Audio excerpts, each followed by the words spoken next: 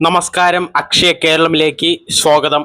ഇന്നത്തെ വീഡിയോയിൽ രാജ്യത്തെ ലക്ഷക്കണക്കിന് റേഷൻ കാർഡ് ഉടമകളെ നേരിട്ട് ബാധിക്കുന്ന ഒരു സുപ്രധാന വിഷയമാണ് നമ്മൾ പരിശോധിക്കുന്നത്. കേന്ദ്ര സർക്കാർ ദേശീയ ഭക്ഷ്യ സുരക്ഷാ നിയമത്തിൽ വലിയ മാറ്റങ്ങൾക്ക് തയ്യാറെടുക്കുകയാണെന്ന വാർത്തയാണ് ഇപ്പോൾ ദേശീയ തലത്തിൽ ശ്രദ്ധ നേടുന്നത്. പ്രത്യേകിച്ച് അന്ത്യോദയ അന്ന യോജന അഥവാ AAY വിഭാഗത്തിൽ ഉൾപ്പെട്ടിരിക്കുന്ന മഞ്ഞ റേഷൻ കാർഡ് ഉടമകൾക്ക് വലിയ ഗുണം ലഭിക്കാവുന്ന നിർദ്ദേശങ്ങളാണ് ഇപ്പോൾ മുന്നോട്ട് വന്നിരിക്കുന്നത്. 2013 നടപ്പിലാക്കിയ ദേശീയ ഭക്ഷ്യ സുരക്ഷാ നിയമം രാജ്യത്തെ ദരിദ്രരും സാമ്പത്തികമായി പിന്നോക്കം നിൽക്കുന്നവരുമായ ജനങ്ങൾക്ക് കുറഞ്ഞ വിലയ്ക്ക് ഭക്ഷ്യധാന്യങ്ങൾ ഉറപ്പാക്കുക എന്ന ലക്ഷ്യത്തോടെയാണ് ആരംഭിച്ചത്. ഈ പദ്ധതിയിലൂടെ രാജ്യത്തെ കോടിക്കണക്കിന് ആളുകൾ അരി, ഗോതമ്പ് തുടങ്ങിയ അവശ്യ ഭക്ഷ്യധാന്യങ്ങൾ സബ്സിഡി നിരക്കിൽ ലഭിച്ചിരുന്നു. എന്നാൽ കാലക്രമേണ കുടുംബങ്ങളുടെ വലിപ്പവും ജനസംഖ്യ ഘടനയും മാറ്റങ്ങൾ സംഭവിച്ചു. ചില കുടുംബങ്ങളിൽ 2 അംഗങ്ങൾ മാത്രമാണുള്ളത്. ചില കുടുംബങ്ങളിൽ 6, 7, 8 അംഗങ്ങൾ വരെ ഉണ്ട്. ഇത്തരമൊരു സാഹചര്യത്തിൽ എല്ലാ കുടുംബങ്ങൾക്കും ഒരേ അളവിൽ ഭക്ഷ്യധാന്യം നൽകുന്ന നിലവിലെ രീതി വലിയ കുടുംബങ്ങൾക്ക് ചിലപ്പോൾ അപര്യാപ്തമായി മാറുമെന്ന വിമർശനം ഉയർന്നിരുന്നു. ഇതിനെ തുടർന്നാണ് കേന്ദ്ര സർക്കാർ പുതിയ ഭേദഗതികൾ പരിഗണിക്കുന്നത്. ഇപ്പോൾ അന്ത്യോദയ അന്ന യോജന വിഭാഗത്തിൽ ഉൾപ്പെട്ടിരിക്കുന്ന കുടുംബങ്ങൾക്ക് ഓരോ മാസവും മൊത്തം 35 കിലോ ഭക്ഷ്യധാന്യമാണ് ലഭിക്കുന്നത്. കുടുംബത്തിൽ 3 അംഗങ്ങളാണെങ്കിലും 35 കിലോ തന്നെയാണ് ലഭിക്കുന്നത്. അതേസമയം കുടുംബത്തിൽ 7 അംഗങ്ങളുണ്ടെങ്കിലും 35 കിലോ തന്നെയാണ് ലഭിക്കുന്നത്. അതിനാൽ കുടുംബാംഗങ്ങളുടെ എണ്ണം കൂടുതലുള്ളവർക്ക് നിലവിലെ സംവിധാനം മതിയായ സഹായം നൽകുന്നില്ലെന്ന പരാതികൾ നിരവധി സംസ്ഥാനങ്ങളിൽ നിന്നായി ഉയർന്നിരുന്നു. ഇപ്പോൾ തയ്യാറാക്കിയിരിക്കുന്ന കരട് ഭേദഗതി പ്രകാരം അന്ത്യോദയ കാർഡ് ഉടമകൾക്ക് ആളോഹരി അടിസ്ഥാനത്തിൽ ഭക്ഷ്യധാന്യം വിതരണം ചെയ്യാനാണ് കേന്ദ്ര സർക്കാരിന്റെ ലക്ഷ്യം. അതായത് ഓരോ വ്യക്തിക്കും മാസം 7 കിലോ ഭക്ഷ്യധാന്യം ലഭിക്കുന്ന രീതിയിലേക്ക് മാറ്റം കൊണ്ടുവരാനാണ് ആലോചന. ഉദാഹരണത്തിന് 5 അംഗങ്ങളുള്ള ഒരു കുടുംബമാണെങ്കിൽ 5 × 7 35 കിലോ. അങ്ങനെ നിലവിലെ 35 കിലോ പരിധിക്കുള്ളിൽ തന്നെ വിതരണം നടക്കും. എന്നാൽ ഒരു കുടുംബത്തിൽ 4 അംഗങ്ങൾ മാത്രമാണെങ്കിൽ 4 × 7 28 കിലോ അരി. ആ കുടുംബത്തിന് 28 കിലോ ആയിരിക്കും ലഭിക്കുക. ഇതോടൊപ്പം കുടുംബത്തിന് പരമാവധി ലഭിക്കാവുന്ന അളവ് 35 കിലോ ആയി തുടരുമെന്ന വ്യവസ്ഥയും കരട് ബില്ലിൽ ഉൾപ്പെട്ടിട്ടുണ്ട്. അതുപോലെ തന്നെ കേരളം ഉൾപ്പെടെ നിരവധി സംസ്ഥാനങ്ങളിൽ അന്ത്യോദയ കാർഡുകളിൽ 5-ൽ കൂടുതൽ അംഗങ്ങളുള്ള കുടുംബങ്ങൾ ധാരാളമുണ്ട്. ഇത്തരം കുടുംബങ്ങൾക്ക് ആളോഹരി അടിസ്ഥാനത്തിലുള്ള വിതരണ സംവിധാനം കൂടുതൽ നീതിപൂർണമാണെന്ന് പല സാമൂഹിക സംഘടനകളും അഭിപ്രായപ്പെടുന്നു. വലിയ കുടുംബങ്ങളിൽ കുട്ടികളും വയോധികരും ഉൾപ്പെടുന്നതിനാൽ ഭക്ഷ്യധാന്യത്തിന്റെ ആവശ്യകത കൂടുതലായിരിക്കും. ഇത്തരമൊരു സാഹചര്യങ്ങളിൽ ആളുകളുടെ എണ്ണത്തിനനുസരിച്ച് വിതരണം നടത്തുന്നത് കൂടുതൽ ഫലപ്രദമാകുമെന്നാണ് വിലയിരുത്തൽ. ഈ ഭേദഗതിയിലൂടെ കേന്ദ്ര സർക്കാർ ലക്ഷ്യമിടുന്ന പ്രധാന കാര്യങ്ങൾ എന്തൊക്കെയാണെന്ന് പരിശോധിക്കാം.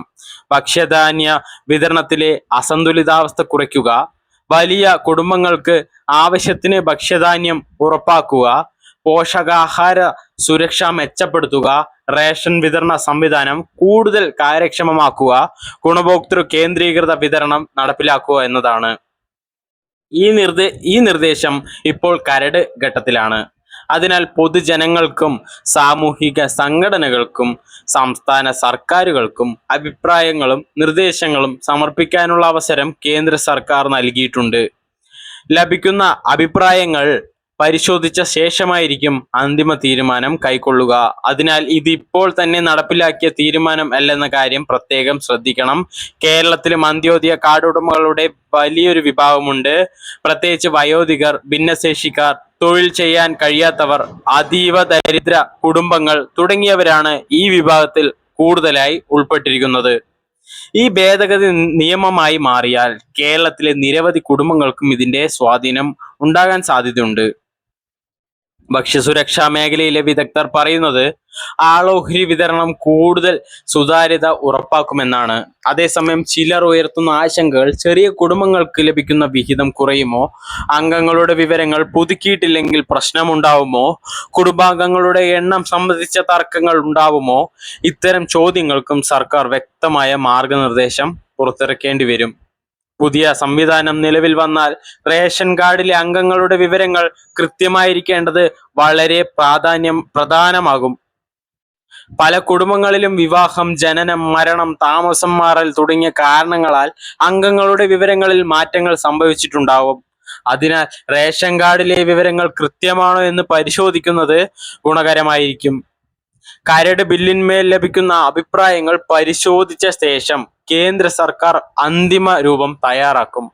തുടർന്ന് പാർലമെന്റിന്റെ ഭേദഗതി ബിൽ അവതരിപ്പിക്കപ്പെടാം. അത് പാസ്സായ ശേഷം മാത്രമേ രാജ്യവ്യാപകമായി പുതിയ സംവിധാനം നടപ്പിലാക്കുകയുള്ളൂ. അതിനാൽ ഇപ്പോൾ ലഭിക്കുന്ന വിവരങ്ങൾ നിർദ്ദേശഘട്ടത്തിലുള്ളവയാണെന്ന് ഓർമ്മിക്കണം. പ്രിയ പ്രേക്ഷകരെ, ഈ പുതിയ നിർദ്ദേശവുമായി ബന്ധപ്പെട്ട് മറ്റൊരു പ്രധാന ചോദ്യമാണ് ഇപ്പോൾ പലരുടെയും മനസ്സിലുള്ളത്. ഈ ഭേദഗതി നടപ്പിലായാൽ നിലവിൽ ലഭിച്ചുകൊണ്ടിരിക്കുന്ന മറ്റ് റേഷൻ ആനുകൂല്യങ്ങളെ ഇത് ബാധിക്കുമോ എന്നതാണ് ആ ചോദ്യം. ലഭ്യമായ വിവരങ്ങൾ പ്രകാരം നിലവിൽ സൗജന്യമായി ലഭിക്കുന്ന അരി, ഗോതമ്പ് എന്നിവയുടെ വിതരണ സംവിധാനത്തിൽ അടിസ്ഥാനപരമായ മാറ്റമല്ല സർക്കാർ ഉദ്ദേശിക്കുന്നത്. മറിച്ച് നിലവിലുള്ള വിതരണ രീതിയെ കൂടുതൽ കാര്യക്ഷമവും നീതിപൂർണവുമാക്കുക എന്നതാണ് ലക്ഷ്യം. കുടുംബങ്ങളിലെ അംഗങ്ങളുടെ എണ്ണത്തിനനുസരിച്ച് ഭക്ഷ്യധാന്യ വിതരണം ക്രമീകരിക്കപ്പെടുമ്പോൾ യാഥാർത്ഥ്യത്തിൽ കൂടുതൽ ആവശ്യമുള്ള കുടുംബങ്ങൾക്ക് കൂടുതൽ പ്രയോജനം ലഭിക്കുമെന്നാണ് സർക്കാർ വിലയിരുത്തുന്നത്. അതേസമയം ചില സാമ്പത്തിക വിദഗ്ധർ ചൂണ്ടിക്കാണിക്കുന്നത് രാജ്യത്തെ ഭക്ഷ്യധാന്യ സബ്സിഡി ചെലവ് വർഷം തോറും വർദ്ധിച്ചുകൊണ്ടിരിക്കുകയാണെന്നാണ്. അതിനാൽ ഭാവിയിൽ കൂടുതൽ കൃത്യമായ ഗുണഭോക്തൃ നിർദ്ദേശം ആവശ്യമായി വരുമെന്നും അവർ അഭിപ്രായപ്പെടുന്നുണ്ട്. അതോടൊപ്പം തന്നെ ഡിജിറ്റൽ റേഷൻ കാർഡ് സംവിധാനവും KYC നടപടികളും കൂടുതൽ ശക്തമാക്കാനുള്ള ശ്രമങ്ങളും കേന്ദ്രവും സംസ്ഥാനങ്ങളും നടത്തുന്നുണ്ട്.